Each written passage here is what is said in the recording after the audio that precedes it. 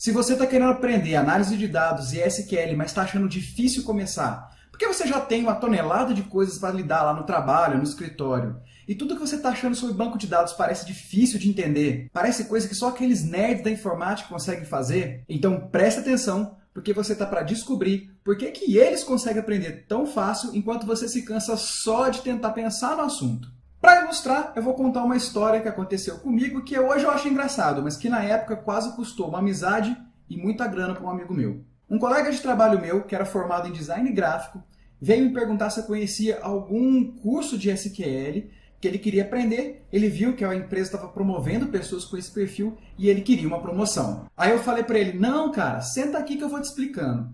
E aí eu dei uma aula rápida de SQL para ele e fui até ensinar ele a fazer uma consulta. Então eu falei para ele, vai para sua máquina, faz o que a gente aprendeu hoje sozinho, depois me chama para a gente dar continuidade nos estudos. Depois de alguns dias eu já tinha até esquecido dessa aula, eu olho para o computador do cara e tá lá ele fazendo um curso de SQL pela internet. Aí eu cheguei para ele e falei, pô cara, minha aula foi tão ruim assim? E ele falou, não cara, é que eu tive um probleminha para aplicar aquilo que você me explicou, então eu resolvi pegar esse curso aqui na internet que ele parece bom. O meu ego não queria deixar isso barato, então fui e perguntei para ele, pô cara, qual foi o problema? Onde é que você travou? Por que você não me falou? Daí esse meu amigo visivelmente morrendo de vergonha. Na verdade, enquanto você estava fazendo, eu entendi tudo. Mas assim que eu tentei fazer por minha conta, eu travei.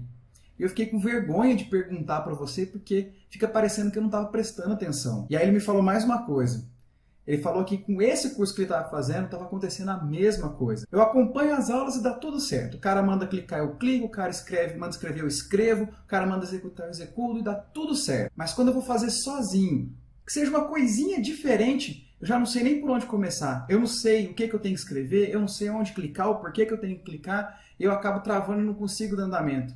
Ah, eu acho que eu nunca vou aprender esse tipo de coisa. Ele até brincou que ele se sentia naquele meme da Nazaré, que ele fica olhando e aparecendo números na cabeça dele, mas que ele não entende nada. E foi aí que caiu minha ficha, que o meu jeito de ensinar naquela época era igual aos cursos e tutoriais que a gente encontra na internet. Esses tutoriais, esses cursos, eles partem do princípio que você já sabe o conhecimento mais básico sobre banco de dados. Ou seja, eles foram feitos para pessoas que já têm um pouco de experiência ou pelo menos entendem o que está acontecendo e querem se desenvolver.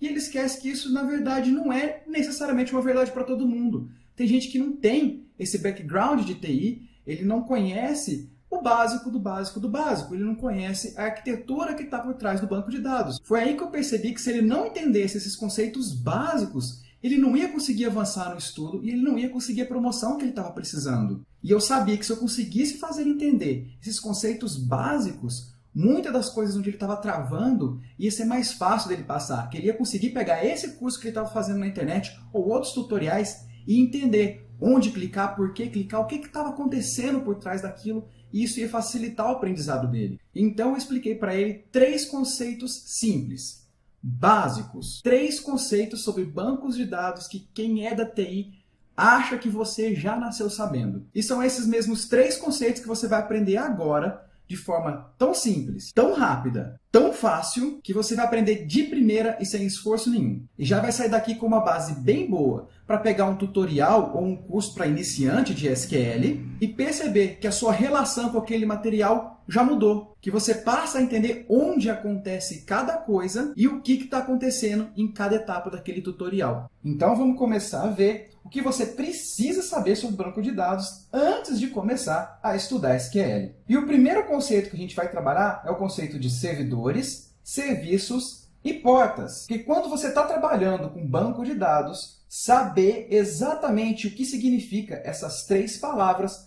vai ajudar você a entender o que está acontecendo por trás de um banco de dados.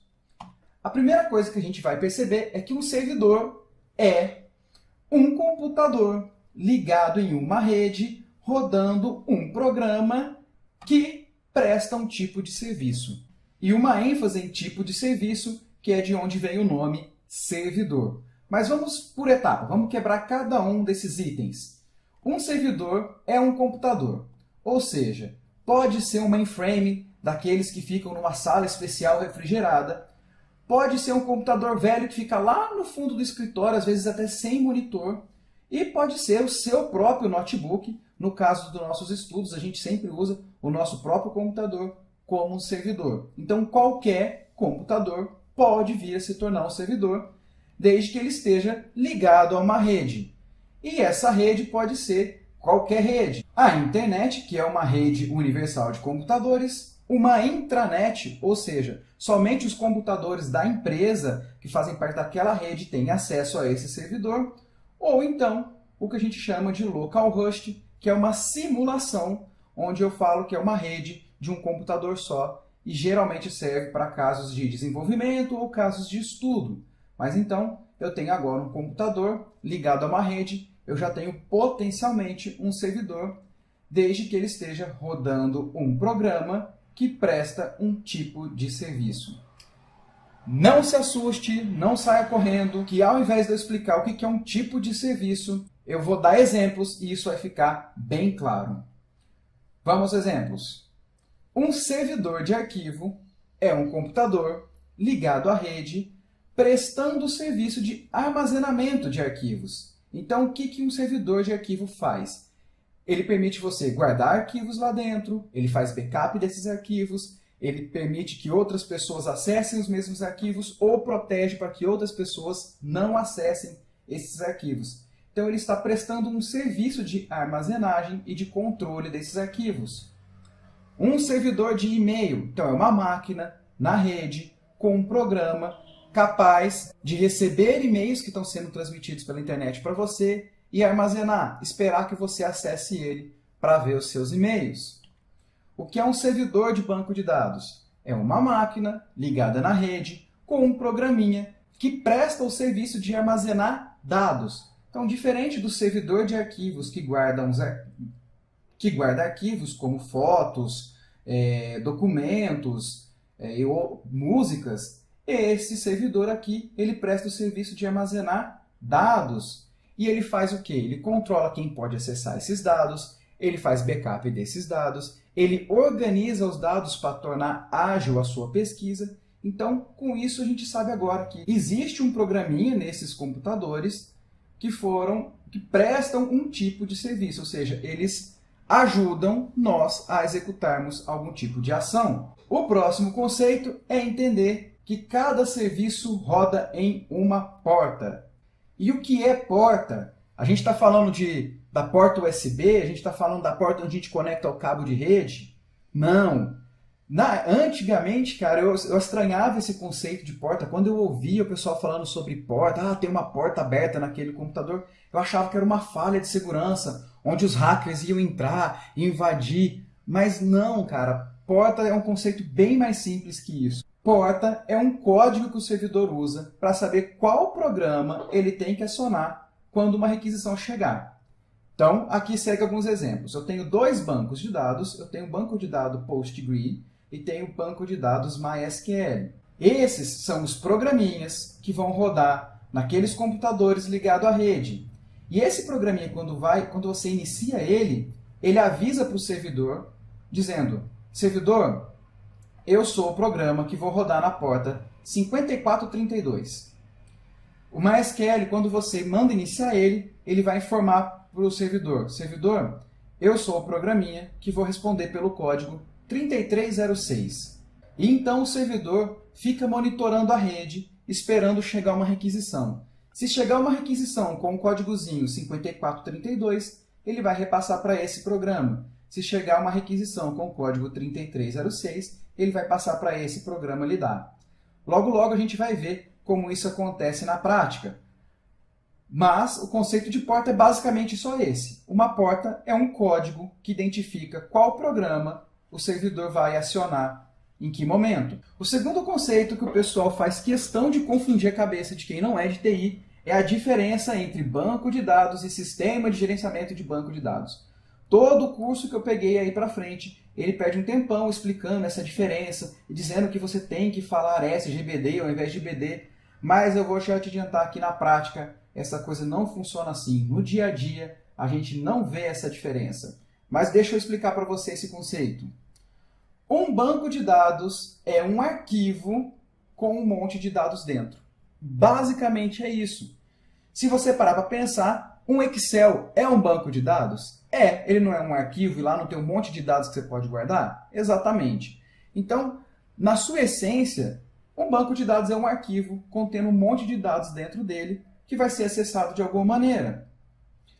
O sistema de gerenciamento de banco de dados é o programinha, ou vários programas, por isso que ele chama sistema, que vai gerenciar esse arquivo. Ou seja, o PostgRE, que é um programa, ele vai acessar um arquivo de banco de dados e vai guardar coisas lá dentro e vai recuperar coisas lá dentro quando você fizer a solicitação. O MySQL é um outro sistema de gerenciamento de banco de dados que vai também gerenciar esses dados. Vai pegar dados que você enviar para ele e vai guardar nesse arquivo. E quando você pedir para recuperar dados, ele vai nesse arquivo, vai pegar os dados e te devolver. Na prática, a gente fala banco de dados para tudo. A gente fala banco de dados para servidor. A gente fala banco de dados quando a gente quer falar do arquivo. A gente fala banco de dados quando a gente está falando do sistema de gerenciamento de banco de dados.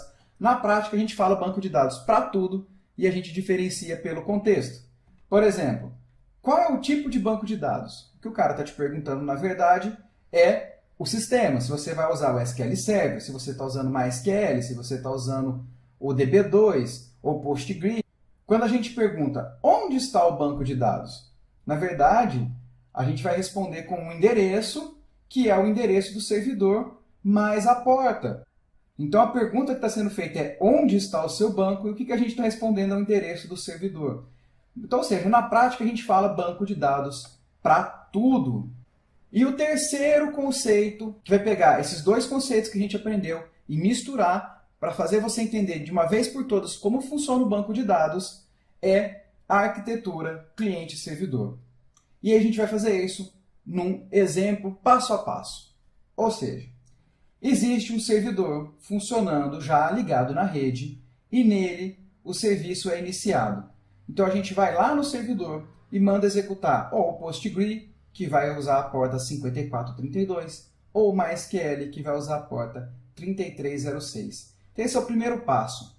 Existe um computador, servidor, e ele inicia esses serviços nessas portas e ele então fica dormindo, esperando que o usuário abra um programa lá na sua máquina, na máquina do cliente. Aqui o programinha a gente colocou o RAID, mas pode ser qualquer outro programa capaz de se conectar ao servidor. E então o usuário escreve uma query e envia para o servidor. E aqui vem o conceito de query. O que é uma query? Nada mais é do que escrever em linguagem SQL um pedido de informação. Então aqui ele diz, me traga todos os dados que você tem na tabela de clientes e mande para o serviço 5432. Então, ou seja, o meu programinha pegou a solicitação de dados que eu escrevi, anexou qual é a porta e enviou para o servidor. Então, o programinha cliente fica dormindo, fica aguardando que o servidor execute uma determinada ação. E o servidor vai entregar essa requisição para o serviço correto. Ele vai olhar, bom, a porta que chegou é 5432. Qual desses programas está registrado para esse código? Ah, é o PostgRE. Então, eu vou passar para ele a requisição de selecionar todos os dados da tabela de clientes. Enquanto isso, o cliente está aqui dormindo e a gente passa, então, para o passo 5, que o banco de dados gera o resultado da query. Quem banco de dados gerou? Foi o sistema, acessando o arquivinho, gerou todo o resultado e tal. Então, a gente pode falar que foi o servidor que gerou o resultado da query? Pode. Posso falar que foi o sistema de gerenciamento de banco de dados que gerou o resultado? Pode. Você pode falar que foi o serviço que gerou o banco de dados? Pode. Normalmente, as pessoas vão falar que o banco de dados é que gerou o resultado da query. Gerou, então, uma tabelinha e envia de volta para o programa de cliente. No programa de cliente, aqui na sua própria máquina, você vai visualizar os dados e vai poder gerar gráficos e outras coisas de acordo com a sua necessidade. Então agora você deve estar pensando, tá, isso foi fácil, cadê a parte difícil? Mas é isso mesmo, não tem parte difícil. Isso é tudo então que você precisa saber? Não. Tem mais coisas que você realmente precisa aprender? Sim, tem muito mais coisa. Mas esses 3 conceitos que eu acabei de te passar são o básico do básico do básico. É com eles que você começa a entender, começa a fazer sentido no mundo do SQL. Essas outras coisas que você tem que aprender vão ser muito mais difíceis? Aí depende do material que você escolher. Porque se o material for pensado para ir fazendo com que você aprenda nível após nível, você nunca vai achar difícil. Você sempre vai achar que é uma novidade fácil de aprender. Mas eu garanto para você que com os conceitos que você aprendeu hoje, sua relação com qualquer material que você encontrar já vai ser mais fácil. Você vai se sentir mais confiante, o conteúdo vai fazer mais sentido, você terá menos dúvida e vai se sentir mais confiante e vai ter mais energia para realmente terminar o curso que você tiver começado a fazer. E então, quais são os próximos passos? Os próximos passos que você tem que dar agora é escolher as ferramentas que você vai usar no lado do cliente, escolher as ferramentas que você vai usar no lado do servidor. Com base nessas ferramentas, você escolhe um banco de dados real, um banco de dados que tenha dados para você fazer os seus testes e aprender. E escolher um bom material de estudo, seja cursos ou tutoriais, para iniciantes, para que você pegue isso que você entendeu agora e dê o seu próximo passo no estudo. E eu tenho certeza que com um pouco de tempo e paciência, você vai encontrar bons materiais na internet, até mesmo gratuitos, que vão te ajudar a dar esse próximo passo dentro desse mundo de análise de dados e SQL. Boa sorte, bons estudos e muito sucesso para você!